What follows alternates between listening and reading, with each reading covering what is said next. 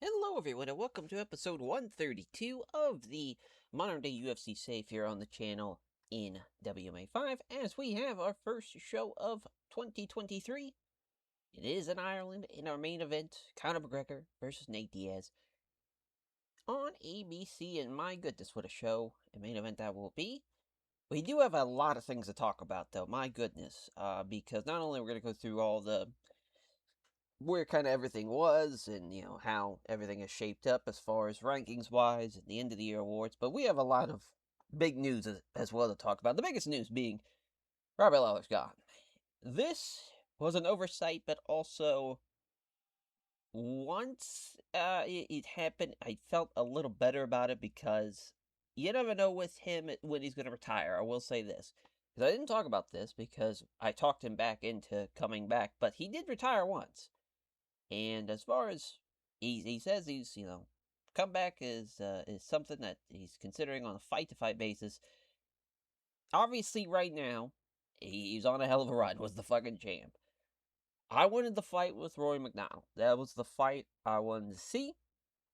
And obviously, Roy is still on hiatus, which I don't know. I clicked on. There we go. That'd be a lot easier as far as to go all the way down to Roy McDonald. He also just lost to Michael Venom Page. So there is that. But that was for the belt. So, I mean, technically, if we wanted to shoehorn him a fight with Robbie Lawler, it wouldn't have been the worst idea in the world. But with him being on hiatus, obviously, we have no idea when he's going to come back, though. It was in March. So usually hiatuses take about a year. So he probably would have been back relatively around that time. We just never know when he might retire, is the big thing. I will say, I think him going to PFL, it'd be great for them, but his contract's crazy. As you see, 8 fights. I don't think he's going to make it that far. He, obviously we had the money to pay for him, but yeah, it's tough to lose somebody like that. Somebody that is so awesome like Robbie Lawler, but as far as what makes for the welterweight title, of course, because of this new change. Well, figured we look at the rankings. We'll just jump right ahead to welterweight. Let's go ahead and update it.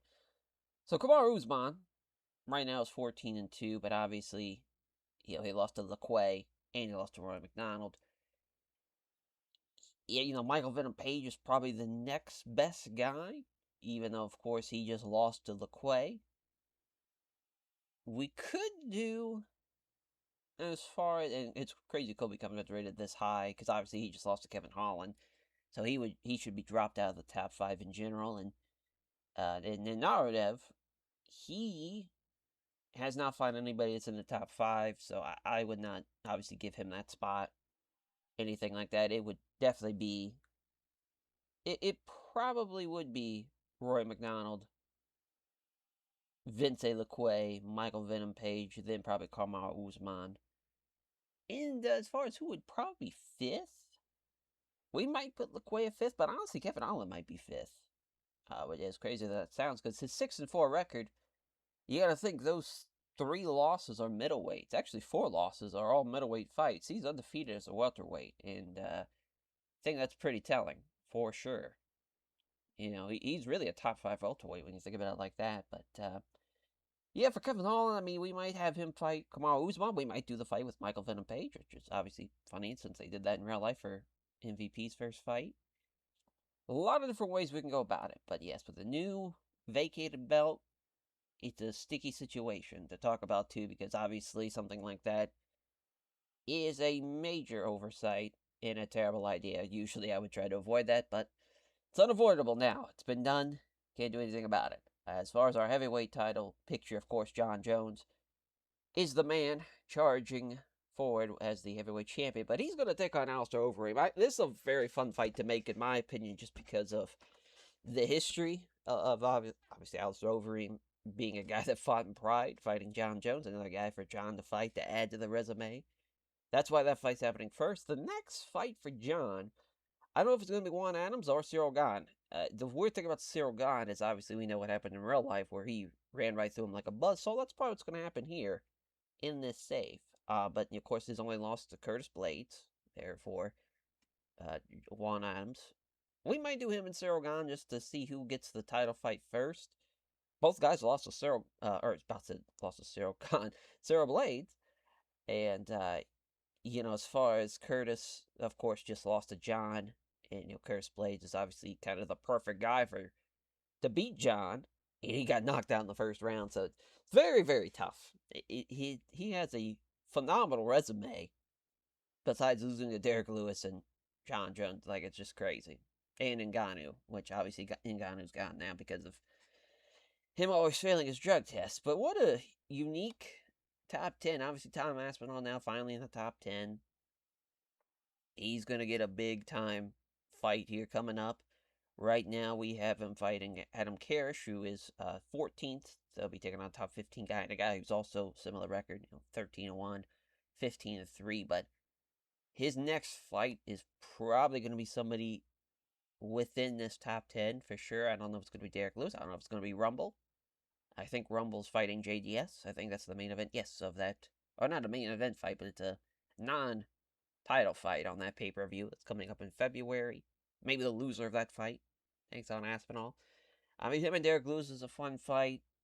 Him and Blades is obviously a very fun fight. Just to kind of redo what happened in real life when Tom's knee exploded in the beginning of the fight. Him and Tabora is an interesting one, too. Like, all those fights, I think, could be...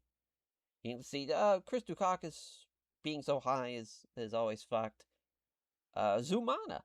I really want to do him and Cyril Gahn in France, the two French heavyweights. That'd be very fun, but it's kind of hard to do that right now with how the schedule's lined up. The next France card is...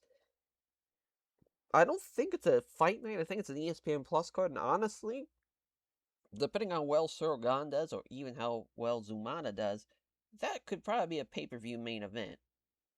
As far as if one of them's fighting for the belt or gets a potential heavyweight title fight and ends up winning the whole thing, that'd be a great fight to do in pay-per-view. But we might have to just accept that it's going to be on that card that's not a pay-per-view.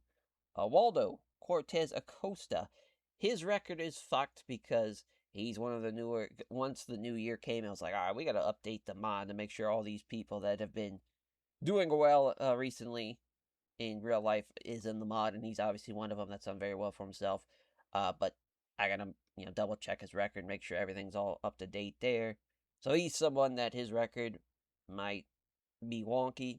So that's why I just wanted to point that out before because we're gonna go through after we record this, edit everybody that's been added, basically. But yeah, that's the heavyweight. Obviously, Yuri Prochazka is the man in charge of the light heavyweight division right now, running shit. Of course, undefeated in the UFC, just beat Johnny Walker in November. He's ready to go. We just got to find an opponent for him. Anthony Smith in Kutalabe is the next fight. Whoever wins that fight's probably going to fight Yuri Prochazka. So there is that. Dominic Reyes and Jan Blachowicz are waiting in the wing, and so is Jimmy Crite. Obviously, with Dominic Reyes, he's lost to both Anthony Smith and Johnny Walker, and also John Jones. Hasn't really had that big win yet in the save. Jan Blachowicz, of course, just lost to Kutalabe. And he lost a year before that, of course. But he's beaten at least Johnny Walker and Jimmy Crite. So, really, that's the fight to make, probably. Dominic Reyes and Jan Blachowicz. We're just kind of looking to see when's the best time to do that fight. Ryan Spann, of course, there. Gegor Mousasi, who just lost, which is crazy that Shogun is ranked lower than him when Shogun just beat him. It's also crazy both those guys are in the top 15. Obviously, Alonzo Menfield is a guy to watch out for. Andrew Clamp. As far as Bogdan is also a guy to watch out for at 4-1. There's a couple of guys that are not ranked to watch out for as well. As far as... but there's a lot of depth, actually, for our light heavyweight division. It wasn't looking like it at first. Was somehow the old guard was kind of running shit at the top. But honestly now, we'll just actually take a look and just kind of show off a little bit. The light heavyweight division real quick. Let's just make sure current weight class. Probably should have done that instead. Obviously, like Anton is somebody The Swedish light heavyweight is very, very good. So that could get involved. As far as we also have, I'm trying to think who's a good guy to point out. Oh yeah, Philip Latou, of course, he's been killing people. As far as from that perspective, Vitor, even though he's only had 3 fights, but we know how talented he is. Yeah, that's Shamil Ortegon, as far as the new guy we brought into the mod. Just how great his wrestling is, being basically a daggy wrestler at light heavyweight is always terrifying. To have another one get thrown into the roster. As far as Macaulay Ragazine, I think it's probably Ragazan, maybe. No, it's probably Ragazine, but another guy that M1, F&G, great power that he has, and he's going to be someone to watch out for. Yeah, I mean, it's there's obviously names that in real life turned into something, but have not here, like Jamal Hill, like Khalil Roundtree, who's not even with the roster anymore because he lost so many fights. Gordon Ryan, someone to watch out for. Unless he fails a test or something, but he's obviously someone to watch out for. And Christian Edwards was doing well until they had to fight Nasruddin Nasrudinov. It's obviously very tough. That's a tough fight. But yeah, I mean, you never know. Someone might come out of nowhere. But that was kind of some of the names we want to talk about. But back to the rankings. As far as middleweight, obviously Adesanya just lost to Yuri, but his fight with Poatan is next. I don't even see Poatan anymore. Where the hell did they put him? Oh, he's at 18. Obviously, with their history, you never know with that fight. I can't wait to see it. It's happening at the next, well, not the next pay-per-view, the following pay-per-view after the Kevin Lee one. That's opening up the year. As far as who's next for Adesanya if Alex loses, that's a good question. Because Paulo Costa, I mean, he's been beating people, but of course he lost to Robert Whittaker, so maybe we do him and Whittaker. Or maybe even him and Sean Strickland, since Sean Strickland is there. Strickland has, of course, just beat Bobby Nux. He's probably the next guy in line, weirdly enough, even though he lost to Uriah Hall. That seems to be kind of the best case scenario. Whittaker, because he lost to Sean Strickland, he's going to be behind. Mike Shipman, who just made his debut rather recently. Yeah, against Marc-Andre Boyat in November. He's fighting already in February. He's going to be fighting Brendan Allen, so we still haven't given him really a big name yet. Gaslam, obviously, waiting in the wing. He's got his 20th win on the horizon. Marv Vittori making a run. Rodolfo Vieira, of course, is always someone to watch out for. So is Brendan Lazar. As far as that goes, Brendan Allen, of course, if he does in fact beat Mike Shipman, I mean, he'll beat a top 5 guy. That would be Edmund Shabazian.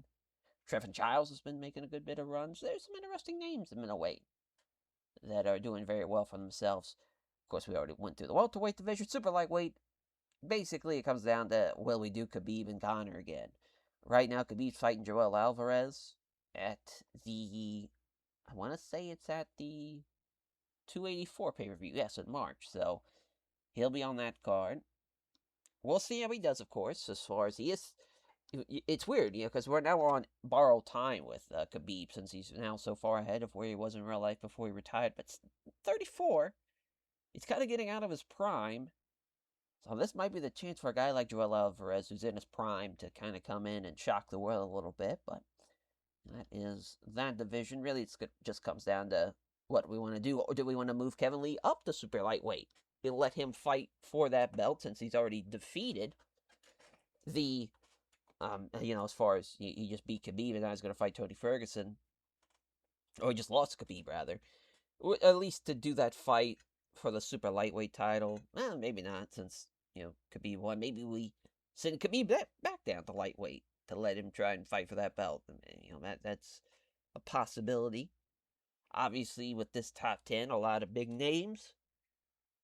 It's always Charles Oliveira and Poirier, which Poirier's had a tough run as of late, unfortunately. Just lost to Usman, which obviously it's weird Usman's 20th when he should really be like in the top 10, maybe even the top 5 19-0, 5-0, and he just beat Dustin Poirier. Islam, of course. Gaethje's fighting somebody that is not ranked, and he's actually close on the betting line. He's fighting Rafael Alves on the February Fight Island card, and it's like close on the betting line. So that's kind of crazy. Just hurts my soul seeing how bad he's been doing here.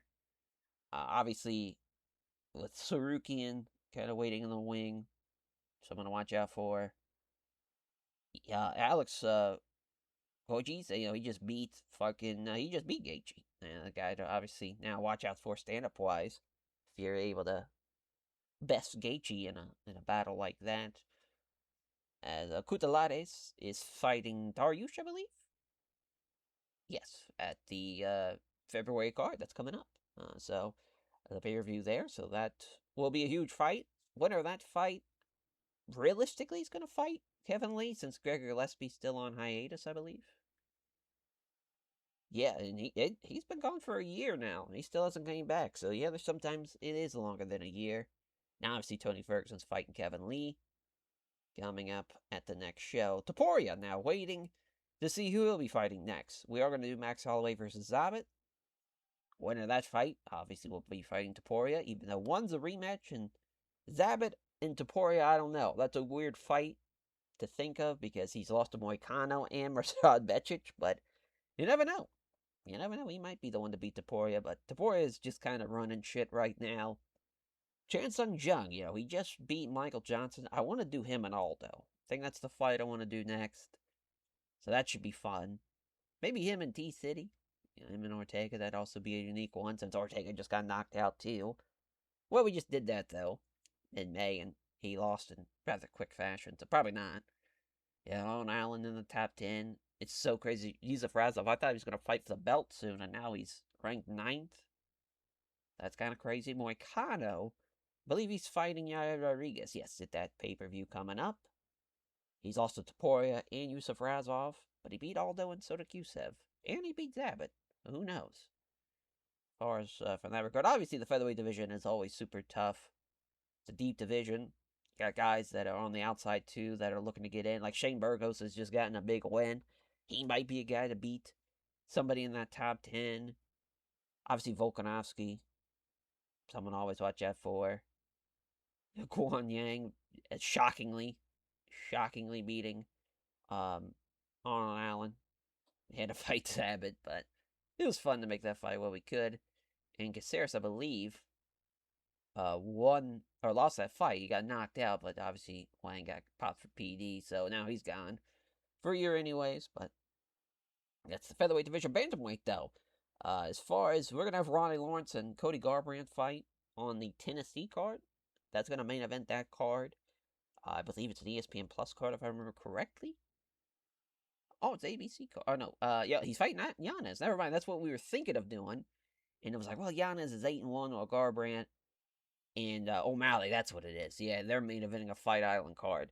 That was the original plan, is what I was thinking, was doing Ronnie Lawrence and Garbrandt. But then it was like, well, Garbrandt and O'Malley, that's a fun fight. Might as well make that. Sandhagen, he might fight Dominic Cruz or Ricky Simone next, or even Peter Yan. Since Peter Yan is right now a little bit on a tear. The bantamweight division might be my favorite one right now because of the way these guys kind of intertwine together. Works very, very well, and we got a 42-year-old man as the heavyweight champion, as the bantamweight champion. He is fighting Ray Borg, of course, in his next fight. That is happening on that pay-per-view. That's the co-main of the Kevin Lee Tony Ferguson card. We'll see how that one plays out. As Kushin, of course, is someone to watch out for. Askarov. And then obviously Nathaniel Wood, the prospect Nathaniel Wood. He's always a tough guy to watch out for as well. Crazy Cejudo and Dillashaw are outside the top 10. But of course, he just lost to Yanez. He's on a 3-fight losing streak right now. Is Cejudo and and Dillashaw rather. That's a Ferguson. I got Tony Ferguson on the brain. He's lost 5 of the last 6. Been pretty bad. Been pretty bad. But he has fought some very tough guys though. Of that as well. Then Alex Perez, of course. That flyweight division is such a crapshoot because so many guys have already fought each other, and it's such a shit show right now. Joshua Van, though, we finally got him in to the mod, so there we go. He just, of course, beat Royval and Pantoja and Figgy. He's only lost to Asmakharov, which now, Asmakharov is almost out of the top 10. Because he's went on a bit of a losing streak, but he's fighting Yuki Ito at this next Fight Island. That's the co-main of the O'Malley the O'Malley Garbrandt card. Tenshin Nasukawa's been on a rise. CJ Vergara, of course, been on a rise. Now that we have Joshua Van in, we gotta change his shit too. Obviously, that record is a little bit more of what it's like in real life and not what it was at that time. But, yeah, and of course, Marcel Odor, 4-0. That's probably who's going to be fighting Alex Perez, which he's ready to go. We're just kind of waiting on the right time to do it. Probably that Brazil pay-per-view card would have been great at 283, but obviously now we have too many pay-per-view fights for that card. So kind of can't do that. We're going to have to push it to another time, unfortunately. And women's featherweight, of course, is just Nunes's division that she's just running shit. Thanks to Kayla Harrison losing in her debut fight, boy, is this division on its last legs. Women's bantamweight, of course, Aspen Latta, Jocelyn Edwards is the fight to make. We're just waiting on the right time to do that. Caitlin Vieira's waiting in the wing to fight probably the winner of Bea and Diana. Yeah, that's probably going to be what we do there. But hard to believe there's not even 25 women. I think that it needs to be updated. No, guess not. Thought there was more bantamweights we brought in, but I guess not. A couple of girls obviously have already lost their debuts, so they're kind of stuck on the negative side of things. We got to get them back in the cage, ready to go. I don't know why I clicked on Tracy Cortez, but hey, shout out to Tracy. Then the women's flyweight, we have brought in Wang Kong now. She's in the mod, so good thing there. She'll obviously be a savage to watch out for. Macy Barber, of course, coming off of that huge win over Erin Blanchfield, becoming the champion once again, retaining the belt. And yeah, her one lost to Montana De La Rosa. She's already beat her. She finished her this time around, besides the split decision loss. Obviously, her and Shevchenko's kind of the fight to make. Makes the most sense. She just beat Lipsky, even though she's lost to like Mackenzie Dern and Montana De La Rosa and Caitlin Chikagan. It's the fight to make, so that's probably what we'll be doing there. As far as girls that are coming up, you got, Casey O'Neill to watch out for, Liang, Wang Kong, of course. As far as maybe kind of Watanabe, maybe a Mirana Morez, maybe a Meatball Molly, even a Jillian Robertson. You never know with her submission skills. And of course, Mackenzie Dern as well. You always got to watch out for submission-wise. It's crazy, Chikagan, she's fighting, I believe. She is fighting Gana Watanabe, so that's a big fight for both those girls. And, the strawweights in, to round it up.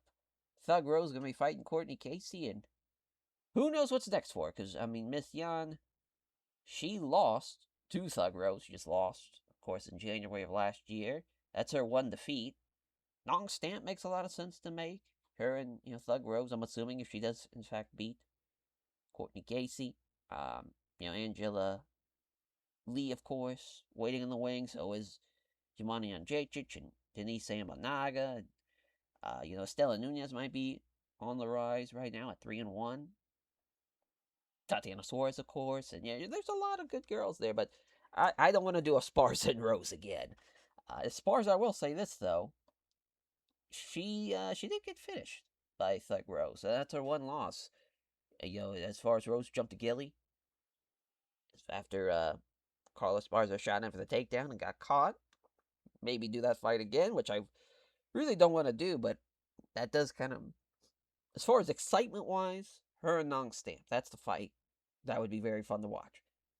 Her and the Esparza, not so much. Obviously, the Yan rematch kind of doesn't make any sense. Maybe whoever wins between Claudia and Luana, that might be what we do. Because she lost to Courtney Casey, though, so it's weird, but that was a split decision loss, so I will say that. And obviously for Claudia, she just lost to Rose. She got knocked out in the third. It's tough. And Zhang Wei Li, we didn't even talk about Zhang Wei Li. She, of course, just lost to Nong Stam, and she's on a bit of a losing streak right now. That happens to a lot of our champions, where they just lose a fight, and then they just keep on losing because they're fighting tough competitors. We might have to give her a bit of a gimme fight to let her get back into the swing of things, or maybe do her and Joanna Jędrzejczyk. That would probably, So that fight was awesome, obviously in real life. Because that fight, that we did the first fight, of course, which resulted in a great win for Zhang Weili. We might do another one now. That would probably make the most sense. What's Yan doing? So I'm trying to remember what her winning streak is at. Yeah, she lost. That's what I was thinking. She was. I forgot about the Esparza loss, but yeah, she got knocked out by Carla. Got knocked out by Valis Smith. Yeah, I mean, this is the fight to make. I think be Weili and Joanna. So yeah, that's the rankings. Got that out of the way for the new year. Oh yes, end of the year awards. Yeah, Yuri was the fighter of the year, male side of things. Female fighter of the year was Amanda Nunes. Deep won the company of the year, which is crazy. We did not win it. But they won it last year, too, so that's 2 in a row for them. And then 2020 was the PFL. We actually have not won it yet. That's pretty disheartening. And they had the show of the year at Deep Fully Loaded. So that was an 82. Good on them. UFD Gym was the team of the year, which they have Tuporia, Kutalabe, and Kutalades. Yeah, they got some killers. They got some killers over there, so that makes sense. Oh, don't know. Didn't mean to scout them. There we go. So yeah, team of the year. The fight of the year was for us. Oscar against Brian Keller. That was a crazy fight at the Fight on 13 card. The worst fight was the ACA fight. As far as that was at. Trying to think when. That was September. Yeah. Tough. A split decision loss. Yeah, Magomedov losing that one. But the knockout of the year also went to ACA. Matthias? Mateos? Yes, Matthias Mateos. Duh. So yeah, he's been killing shit. Been doing well. Guy we might bring in, actually, once his contract comes up. Because he is only 30, and he's running through shit right now. So yeah, definitely could be a guy to watch out for. Do we have him short-listed, actually? So I want to say we do. Oh, yeah. I thought we did. Yeah, then Rand Weathers. Yeah, that main event of King of the Cage was the main event in the submission of the year. The upset of the year was at 1 with Reese McLaurin against JP Buys. 1 nowhere to run. And yeah, he was 15 and 80. He's not with the company anymore. Shows you how crazy of an upset that was. What were the odds on that? Oh, it was only plus 390. That's actually not too crazy of an upset. Maybe because the state of where he's at right now, and him not being employed with the company anymore. Trying to think what else we could look at. I think that's probably it. Maybe company signs we can look at. Yeah, we're just clearly, obviously the UFC, clearly the biggest thing going right now. But the ACA, they're the best in Russia, so there's that. I guess we can look at the world rankings, see who's number 1 on the pound for pound side of things. It is Uriah Favorite. That's hilarious. Oh, looking for his 40th win, too, which is just insane. It's weird. Kevin Lee is below, Ferguson and whatnot. Taporia probably should be rated higher. Yuri should be way higher as well. If it was me, I'd probably have John 1. Probably Yuri 2. Taporia 3. Uriah 4. Adesanya 5. Kevin Lee 6. Then Perez 7. Then 8 would be, could be, maybe actually 7. Yeah, it could be, would actually be ahead of Kevin Lee since he beat him, obviously. So. Wild stuff. Where's the female pound for pound list? Yeah. So that would make a little bit more sense. Again, Aspen Lamb would probably be ahead of Rose and Courtney Casey. But yeah, that at least makes more sense. Jocelyn Edwards would be way higher too, but yeah, a little bit fucky. That is. That's why I hate that pound for pound listing, because it's all over the goddamn place.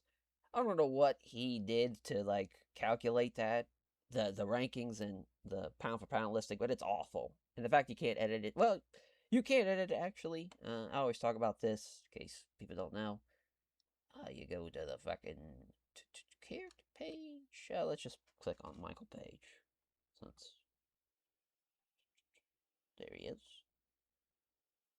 So it's usually, I don't know, ranking stuff. So yeah, it like ranks them out of like everybody in the world. And it's all fucked up here for some reason. I don't know why, but yeah, 921 is like crazy. Absolutely crazy. Yeah, let's just let's go fucking Yuri since he is, yeah, 882. Wild. Absolutely wild. A lot of it, I don't know if it's marketability or it's off the chain. I'm just trying to think what else we can do to change it to make it to where he's higher on that list. But yeah, I guess it's just the ranking, which it's so weird how they did it. Because you can look at the question mark thing and be like, well, how does it work? Then you have to look at the handbook, and it's like, well, where the fuck's the handbook? Then it's, because, yeah, I think, is it here? Is where the handbook is? Oh, no, that's the search the database. Shit, I don't even know where I'm assuming it's either on the main page, if it's not anywhere here. Yeah, let's just look at the main menu. Is it? It's got to be probably over here somewhere. Oh, here it is. I think. Nope, that's the credits. Yeah, who knows? Fucking, who knows? Because this is the fight engine. That's the play-by-play, and that's like the achievements. Wow. But yeah. Yep. All right. So I think we're actually just for shits and gigs. I want to look and see who's made the. Oh, not the size. Strength of numbers. Yeah, I want to see who's made the most. Yeah, that makes sense. Yeah, that checks out. $29 million for Conor McGregor. Yeah, that checks out. All right, let's get to the show now. As Conor McGregor, Nate Diaz, our main event. Mackenzie Dern and Molly McCann is our co-main. Leon Edwards is Molly Naradev. Our next bout, Adam Karish and Tom Aspinall. Of course, the two heavyweights here. Then Bea Malecki and Liana Joja. Volkan Oezdemir versus Andrew Clamp. All these fights are very, very good. You got future champions potentially. You got future championship contenders. A lot going on here in that main card. And people that have fought for the belt, obviously, like Mackenzie Dern. But my goodness. Conor McGregor and Nate Diaz again for the final time, presumably. Even though they might be both washed, this is a fun fight to make. Just for the sake of getting that casual viewer to tune in on ABC. It's in Ireland, so it's going to be really like during the afternoon of a Sunday. Though football would be going on here in the US, maybe people won't care as much. We probably would have to push. Well, we'd have to at least make the pay-per-view or the pay-per-view, the ABC main event. We'd have to like kind of pencil that in between the 3 o'clock and 4 o'clock time of the afternoon games, or I guess the evening games. I guess we should say there. That probably makes the most sense. Or we do it beforehand. We make it in the morning, which would be kind of crazy. We start at like 8, 9, 10 a.m. Would be a little wild. Don't know if we would do that, but yes, Conor McGregor, clear favorite. Looking to put a stamp on the rivalry with a win. Maybe even an official win, since, the last win was a decision win. It would be it'd be nice to get a finish over Nate Diaz. Nate is, of course, only wins Mike Perry here in the save, so it's not great. The Masvidal loss was crazy because, of course, Hoy, was taking TRT, so that got overturned. He got beat down pretty bad by Kobe Covington, and it's just not looking too hot, but we'll see. See how it goes. Molly McCann and Mackenzie Dern. Both girls, similar records. 12-2, 13-4, 6-3 in the UFC, 7-2 in the UFC for Mackenzie Dern. Close fight on the betting line. Dern's a -150 favorite, but Molly McCann is a -110. Very, very close. The Liverpool native looking to get a big win. Long way from home is old Mackenzie Dern, but both girls 29 as well. Of course, Dern just had her title fight against Macy Barber. Before that, her last loss was Amanda Ibas, but she armbarred Valentina Shevchenko. She leg locked Casey O'Neill. She Von Flute choked Nico.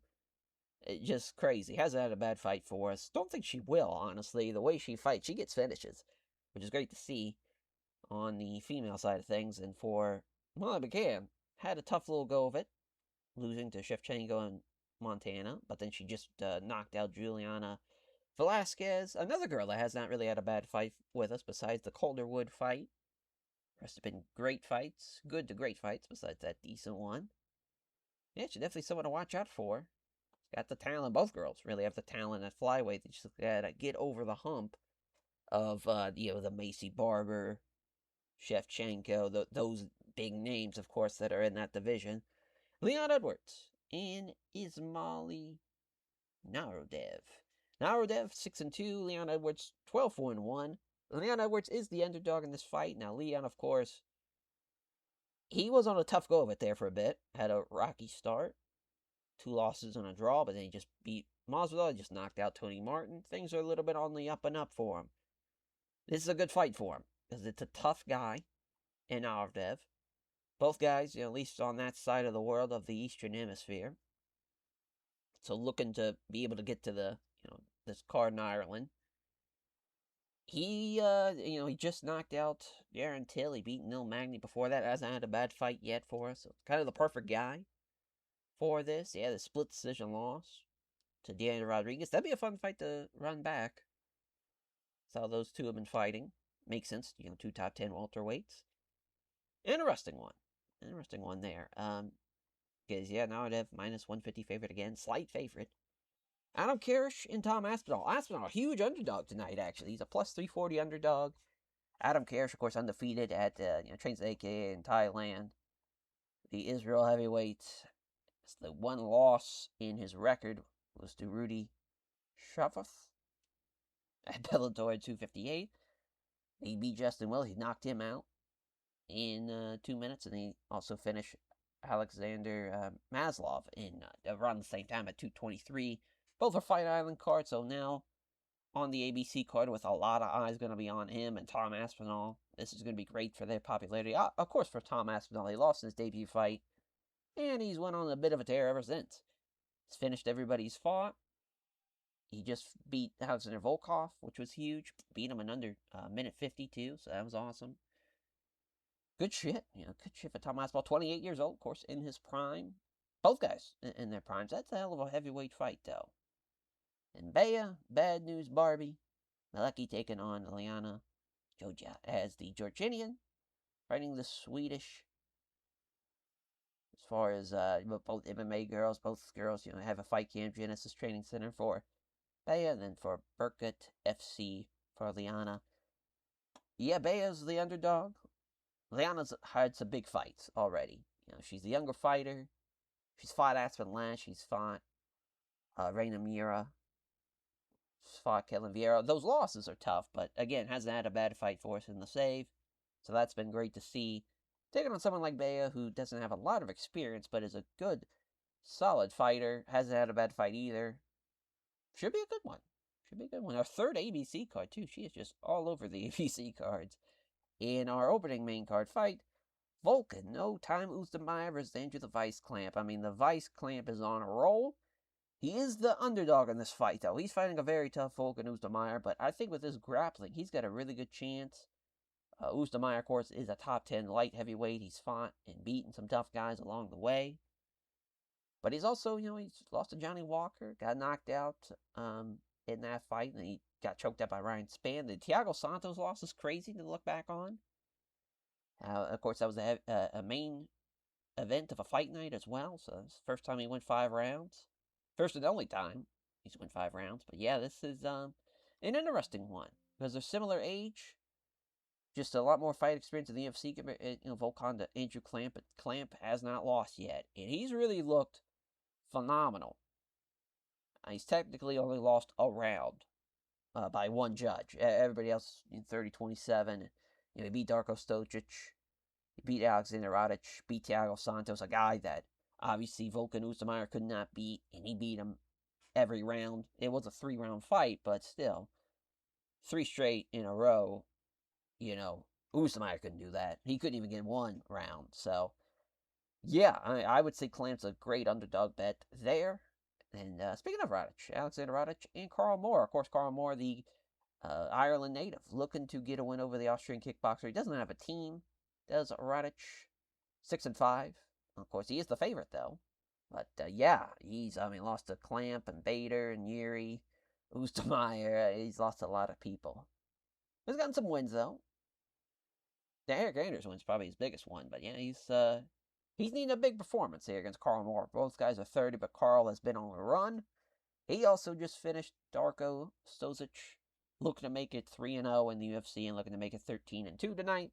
But he's got a tall task, taking on a borderline top 15 guy in Alexander Radic. Then Leron Murphy taking on Darren Elkins. As Leron Murphy, the Manchester, England native, taking on the Hobart, Indiana native, and Darren the Damage. I don't know why I said the Danger.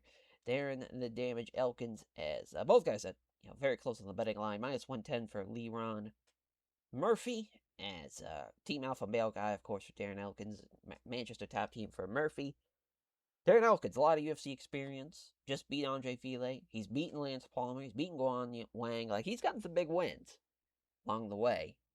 Has had a good fight for us. With his style, that is tending to happen. But he is a man. He is 40. Is he taking on Leron Murphy, who is coming off a nice win against Ricardo Ramos after losing to Yair Rodriguez, which, of course, that main evented the ABC card in February last year. He's finished Mike Grundy. He beat Bryce Mitchell. He's gotten some big wins. It's crazy he lost to Artem Lobov, though, in a local British show. We'll see how he does. I think he's going to win this fight, but you never know. Elkins, he's a scrappy vet. Can't take that away from him. The Scottish native and Paul Bear Jew Craig taking on Luke the Gent Trainer. English native, making his debut against a very tough Paul Craig, who is the favorite in this fight, even though his record is looking a little wonky. Of course, his Brazilian Jiu-Jitsu game is crazy. His last loss was to Shogun. He choked out Santos. He got a Kimura win over Sam Alvey. He also lost to Little Nog, which was crazy. He was on PD, so can't hold that against him. But him losing to both Little Nog and Shogun was crazy. But Shogun, at least he was the favorite in that fight. But I think this one he's going to get the win. We'll see how Luke Trainer does in his debut. Looking for his 10th victory tonight. He's been in one, getting wins, left to right, tactical submissions, knockouts, TKOs, been getting it done. We'll see how he does, though. See how he does in his debut. Only 26. Got a long ways to go. Nick Maximov. Of course, the Diaz trainee. Taking on Zach Cummings. A hell of a step up in competition for Nick Maximov. We've slow rolled him since he won his tough season, beating Carlos Matos in that finale. Arizona, was that not? No, that wasn't his finale. Yeah, his finale was this one. Yeah, that's what I was thinking. Yeah, that was, because, this was, of course, the tough 30 finale was Zalber and Esteban Ribaverches, and, which, again, all armbar wins. He's been fantastic the whole way, but he's taking on a very tough vet in Zach Cummings, who might be his last fight. He's lost 3 in a row. 2 finishes against him. The Hermanson loss, that's literally a top 5 middleweight, so you can't really hold that against him, but we'll see how he does. You never know, but he seems like it's a Nick Maximov feeding of an older man. Then Ian Machado Gary, or I guess he's the future here. He was still the future Ian Gary, who has now lost 2 in a row. Crazy. Of course, he lost to Nicky Holtzkin, which was wild, and he got finished by Chaos Williams. Coming off a loss, taking on Johnny the Paradox Parsons, who's making his UFC debut, and this is just to give the Dublin crowd, I'm assuming we might not be in Dublin, because Connor's from, no, he's from Dublin too, so yeah, we probably would be in Dublin, actually. So yeah, give the Dublin crowd a chance for their hometown guy to get a win, to kick it off. Not a bad idea. Is our main event, of course. Conor McGregor main eventing for the 13th time, 11th time for Nate Diaz, a rematch that is almost, No, it's 8 years, 7 years in the making? Good shit here between these two. The notorious Conor McGregor and Nate Diaz. World ranked welterweights. Conor's 8th. Nate Diaz is 14th. Nate Diaz hasn't won since December of 2020, but that might change tonight. He will have a significant weight advantage. He might have a psychological advantage a little bit over Conor McGregor, but I think for Conor, he's got to get this win. He's in Dublin. The last time they were in Dublin, he fucking got dropped and finished. Oh no, he didn't. That was not that fight. I thought that was that fight, but no, he won that fight. Yeah, yeah, because this was obviously the real life fight. Then this was our fight. Yes, he did in fact beat Khabib. Then he got choked out in Russia. So yeah, that's what happened. Now I remember. As yeah, crazy, absolutely crazy to see where Conor has led us here throughout the save, and now looking for a big win over Nate Diaz, and for Nate looking to come away with that trilogy, which would be a huge feather in the cap if he does. Mackenzie Dern and Meatball Molly McCann, as Molly and Mackenzie Dern, two of the best female fighters in the world. Both have finished 3 of the last 5 opponents. Well, one's won by like TKO and knockout. The other is submitted. McCann might have got a submission in there now I'm thinking about it. Nope, it was all TKOs. Never mind. Yeah, she got guillotined. That's what I remember seeing. Molly McCann is the slight favorite.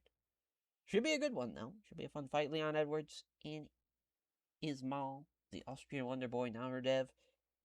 Yeah, I mean, Naradev, this is his fight to win. He's ranked very, very high as a welterweight. This would definitely be a huge feather in the cap for him if he can get it done tonight. We'll see these two giant heavyweights battling it out as well. Don't think this one's going to the scorecard. I don't care if she's a big favorite, but I would not count out Tom Aspinall. He's got the skill set to get it done, and Baya's got a 9-inch reach advantage tonight, which is insane. You kind of want to throw a bet on that side just for that reach advantage, but you never know. Of course, with Liana being a good grappler like she is, and she's very tough as well, and obviously she might have that advantage and might get it done that way. Volkan Oezdemir and Andrew Clamp. It's the Vice Clamp. I like this bet for Clamp here. I think an underdog bet here is perfect. He's beaten a guy that Volkan lost to handedly. It would be quite interesting to see Volkan, if he somehow pulls this off. I just don't think he's got the submission skills to stop the Vice Clamp tonight. And then Alexander Roach and Carl Moore, the Ireland native, not the favorite tonight. So we'll see if he can get it done, though, as an underdog against Alexander Radic, Darren Elkins, and Leron Murphy. Murphy, the clear favorite tonight over Elkins. This would be a huge win if he can, in fact, beat a Team Alpha Male member again. He's already 1-0 against other members of that team. And 0 is Luke, the Gent Trainer, and Paul Bear Drew Craig, as Paul Craig is the favorite. Trainer's got one backer, but I don't think it's going to matter tonight. I think Paul Craig's got his number. We'll see. And then Zach Cummings and Nick Maximov. Nick Maximov is looking to get this man out of here, probably, by the looks of it. I mean, he's a very tough middleweight. His submission skills have been tremendous. We'll see how he does against Zach Cummings tonight. In our opening contest on the card, feature Ian Gary and Johnny, the Paradox Parsons. As Parsons is making his UFC debut, but he's given up 8 inches of reach on Machado Gary, and Ian Gary's looking to get it done tonight with that reach and to get a win for Dublin. We'll see how we do. We'll see how this one goes. As Steve Mazzagati's a referee, Ian Gary kicking it off. Both guys starting off. Big left hand misses. Here comes a spin kick and a jab, but the jab does land, but the spin kick fails to land. Oh, stinging right high kick here after the left hand is dodged. He 1-2'd him, and he rocked him with it. Big right hand. Trying to cover up, but he can't. It's another right hand. Continues on. Please stop the fight. Jesus Christ, he is still getting after me. Dropped him, and now he's still pounding away. Lord have mercy. Mazzagatti wants this man to die tonight, by the looks of it. So we'll see. I mean, Johnny Parsons, can he weather the storm somehow? He's obviously going to lose this round, but he's going to make it to the next round, though. Yeah, that's crazy. They started booing. Probably because they're just like, stop the fight. Oh, boy. Yeah, another head kick that does damage off a counter. Rocked him. Big red head kick again. He knocked him out with it. Gets it done.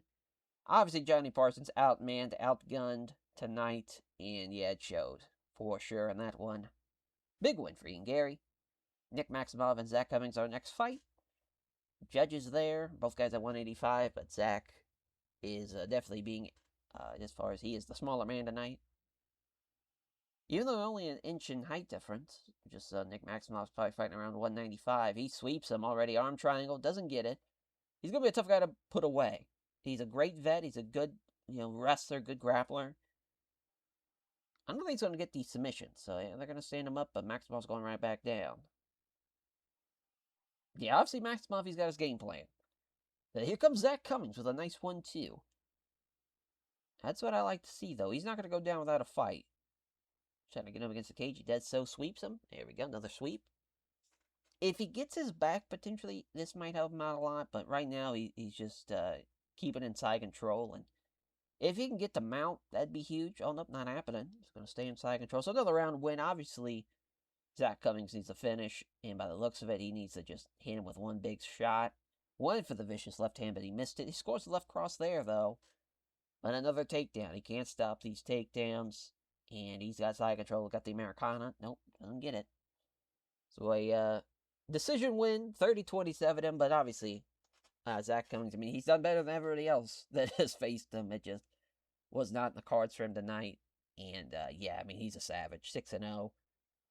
Went through him like knife goes through butter. Mark Goddard, rather, our referee. Engage already. Paul Craig with the left cross. 2 quick punches from Trainer. Good shit here. Quick left and a nice uppercut. Went for the right hook. Yep, and Paul Craig letting that one sail past him. Oh, that was actually a Trainer let him sail past him. So yeah, he's actually showing really good boxing here. Oh my lord, a 1-2 here. Right hook, down goes Craig, and he hangs on. That is crazy. These guys have so much heart tonight we're showing. I mean, this is nuts. Yeah, I mean, now Luke Trainer, he is caught in an armbar potentially. Oh my goodness, I was about to say, you do not want to get caught from a triangle, an armbar, from the bottom of, Paul Craig. He's very dangerous off his back, but a great round win from Trainer. His stand-up has been the difference maker. If Paul Craig can get a hold of him or take him down, this is going to be a great win for Trainer. He's doing a really good job counter-striking. Lands another flurry here. 1-2 again. All this time from Craig. Already rocked him. Went for the big uppercut, but he doesn't get it done. What a huge comeback for Paul Craig. He is getting tired, though. And oh, my Lord. Powerful right hand on the button. Probably broke his jaw. Somehow doesn't knock him out. There we go. Mark Goddard stops the fight. Hell of a fight, though. What a comeback for Paul Craig. Unfortunately, got caught with a beautiful shot. And that's his 10th win and a huge statement win in the light heavyweight division. There's a guy in here that loves to fucking crack people. Especially that shot. I mean, cracking his jaw. Crazy. Leron Murphy comes in with a jab and a low kick. Doesn't want to get close, though. Yep, especially with this, because Elkins caught that kick. Doesn't take him down, though. He's got him against the cage. Doesn't take him down. That's crazy. Takes him down there. There we go. Now he's going to try and let him pray. That you don't want to see. Elkins wins that round. Great head kick here from Murphy. Rocks him. There we go. Big right hand. Down he goes. Knocks him out cold. And Leron Murphy stops Darren Elkins tonight. And it's rated average because of Darren Elkins. But Manchester top team, rather. As all of it, thanks to everyone there and all of his sponsors, all of his friends, family, and supporters. Tonight with a big win in our last prelim bout. Alexander Radic and Carl Moore. Both guys are 205, but it looks like Carl Moore's fighting a little heavier. He is 6'2", which is crazy that he's being the heavier guy over the 6'5" man. We'll see how he does, though. So far, Ireland's 1-0 tonight. Oh my. Radic is 1-2, though. Oh, missed the jab. Big right hook. Radic with a nice jab and a roundhouse kick. Oh boy. Head kick. Drops him with the right hook. Rogers got him here. Yeah, that's a hell of a win. And that was a tough fight, though. He was the underdog in that fight, and Rogers a savage. So, you can't really hold that against him. He just thanks all of his sponsors, all of his fans, because he doesn't have a fight camp, which was crazy. Our main card opener, on ABC, Volkan Oezdemir, Andrew the Vice Clamp. Oezdemir looking for his 20th win. Andrew Clamp looking for his 15th win. He is a heavy underdog tonight, but I honestly think he's got a good chance. Oh my lord. Well, that's why sometimes the striker's going to win when he can land that big shot.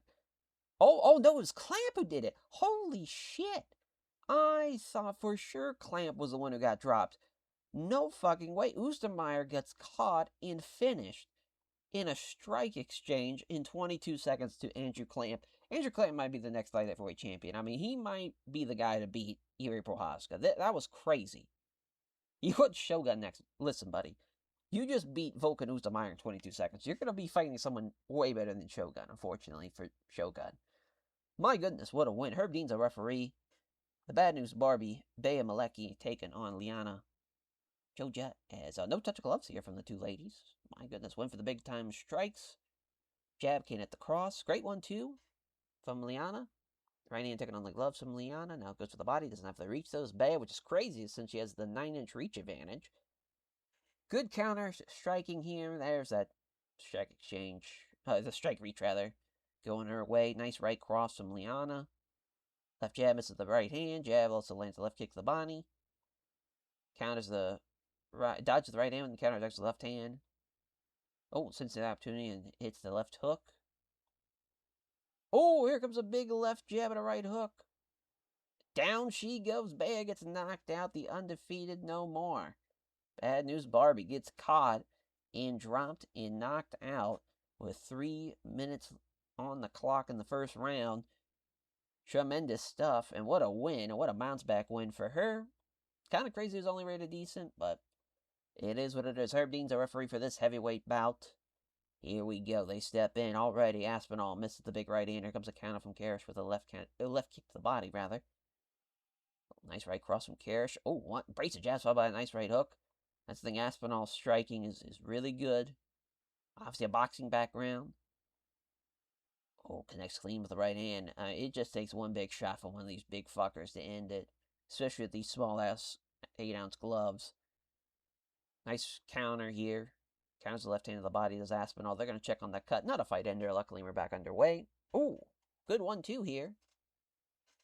Yeah, hits the brace of jabs with Karish, but again, hit the right cross. Reopens the cut again. And they step into strike. About a minute left in the round. 1-2 from Karish. A nice left roundhouse kick to the body. Ooh!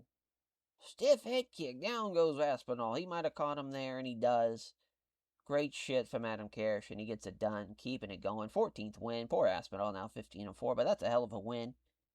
It just takes one shot from those heavyweights to change a fight. That's all it takes. Steve Mazzagatti, I'll referee for this one. These two vets that are still in their prime. Just crazy how many fights they've had with how young they still are. Leon Edwards, though, gonna have, given up a lot of size tonight, even though he's the taller guy. We'll see. Oh, went for the big head kick to Leon Edwards. We know that head kick can do some damage. Oh, missing on those, on the second shots, but both guys hitting their jabs. Edwards went for the body kick here. And that good shit. Leon's counter-striking has been pretty good tonight. Oh, missed, but hit the right cross, did Narudev, and now he went for the leg kick. And another leg kick off the counter. So far, Leon's counter-striking has been really good tonight. 1-2, left jab, left hook to the body. Nice counter here for the nice right hook. Narudev. Flurry of punches and a leg kick. My oh my. Both meeting the center. Slipping past the left hook, counters the jab and a right cross. 2 punches. Quickly blocked after the left hand. Jab, clean right hand. Oh, rocked him. Wow, that was close. So Leon Edwards was in trouble. Got saved by the bell a little bit there. There's a flurry of punches. None of them landing, though, but it's a leg kick. Nice jab at a right hand, though. My goodness, I think Narodev's found his mark a little bit. Yeah, he's counter-striking now. He's really getting after it. Now Leon with the right hand, at least. There's a right cross. Boy, is he in trouble. Boy, oh boy. Yeah, he is just fucking him up. Leon's starting to slow down. Another right hand off the counter here. It just, oof. Brutal stuff. Another good right hand off a counter. I mean, he is just fucking him up. I cannot stress enough. Leon Edwards with the right cross. There's a wicked uppercut after the jab. Down goes Leon. Knocks him out cold. Big win for Narudev, and he's, of course, an incredible welterweight that is someone to watch out for. It is he trains at Stanford MMA and praises those guys and all of his sponsors and all of his sponsors and all of his fans came out to support him. Our co-main event: Kinsey Dern and Molly McCann. Ooh, 1-2 here. Beautiful left and a straight right from McCann. And Kinsey Dern already trying to get her against the cage. She does so. Look at the tripper. Doesn't do it. And now she's got control, interesting enough. But Dern's using her wrestling to nullify any damage. So now we're in a bit of a stalemate. There we go. She gets out of it. Here, now big right hand is avoided by Dern. Caught with the crunching right hook, though. Yeah, Molly's got the striking. Even though she's not even a great striker by any means. Just everybody's better than Dern at striking. But she gets the sweep. Not enough time to really do anything, I think. Oh, never mind. She's going to jump for the ghillie. Oh, nope. Doesn't get it. Close round, though. Close round. But yeah, I think Molly, unfortunately, did enough by kind of just keeping control of the fight. But I say that, though. She did land some shots like this right hand that lands hard. Dern avoids the low kick. Fades the big right after the 3 punches come in. Caught her with a crunching right hook. McCann's going to get tired, though. And I think she's starting to get tired a little bit. She still landed shots. But as long as Dern has enough to get a hold of her, which so far that has not been the case. It has been all Molly McCann. Finally, Mackenzie Dern gets a hold of her. Just not enough time left. And now she can't even get her down. That one for sure was Molly McCann's round. And a crunching right hook again. I think Molly's got this one. I think she's got it. She's landing shots. She's trying to get that grappling opening she needs, but just it ain't going to happen. Went for a high head kick. Oh, but Dern caught it. Doesn't get her down, though. That's crazy. As she chips her here, though. She's got 2 minutes. She can get it done. Guillotine. Caught it, not tapping. Oh, wow. Hold is released, though. That's crazy. Leg lock. Doesn't get it. Had it. Had a chance. Doesn't get it done now. A 30-26 is crazy, first of all. For Molly McCann. Yeah, that's wild. What a wild scorecard. I'm assuming... I don't know. Maybe they thought the second round was a... Yeah, 20. That's just wild. Absolutely wild. Because she won that third round, Molly McCann. At least I thought so. Molly McCann. Mackenzie Dern. But that's a tough loss. Tough loss. As she thinks they're connected to next generation MMA. Liverpool. Yeah, she gets it done. Huge win. Looking for a 15th win now after this fight. Our main event. For 5 rounds, these two battle once again. Steve Mazzagatti referee. Both weighed in at 165, and Nate's probably fighting around 175. Connor, of course, the Dublin fighter, and they're not going to touch gloves. There's a jab and a right hook to the body. That's some good shit from Connor early. Letting it rip. Leg kick. Comes in with a nice 1-2 here off the counter. Broke his nose, but Nate doesn't give a shit. But breaking somebody's nose that early is tough. A left cross, though, from Nate. Obviously, with Nate, he needs to just be able to get him down. But, oh, my Lord, he got caught there. A left hand that lands clean and violently, of course, is the southpaw striker. And he hits another one, and he knocks him out. Yeah, Nate goes out. Nate has not really been knocked out in a long time. To think of it like that, when you look at kind of in real life, of course, it was Josh Thompson, which is 2013, which is crazy to think. By that point, obviously the Masvidal TKO was crazy, but also TRT. So you want to give him a bit of a break there. A non-on the gas or non-testosterone replacement therapy guy getting it done in that fashion knocks him out. Just crazy. What a win. What a win. Gets it done in the main event. Yeah, he wants to compete next. Oh boy. What a call out that would be, though. What a fucking call out. That would be pretty electric. Not gonna lie. Yeah, super lightweight title fight for the 4th time between him and Khabib. It's not a terrible idea. Yeah, probably gonna get done. Almost made $2 million off the ABC card because of Connor. Increase the popularity everywhere, too. So, yeah, all things considered, pretty good shit. Performance bonuses here tonight for the following. Yeah, and Clamp, of course. Actually, we're going to give Yeah, I think that's the right move. Murphy as well, Luke Trainer. Yeah, that'll probably do it. Feeling pretty generous. And we still made almost $6 million. And Connor made $1 million just tonight. So good on him. It would have taken a lot of other people combined to get close to what he made, but fuck it, he deserved it. As that will do it though for this episode. Thank you all for watching for the trilogy fight between Nate Diaz and Conor McGregor. And now we go to our pay-per-view fight, our first pay-per-view of the year 2023. As we'll be seeing the lightweight champion Kevin Lee get a rematch against Tony Ferguson. Will Tony finally do it and become a lightweight champion? Not an interim lightweight champion, the lightweight champion of the world. We will see. As we'll catch you guys next time. Take care, everyone.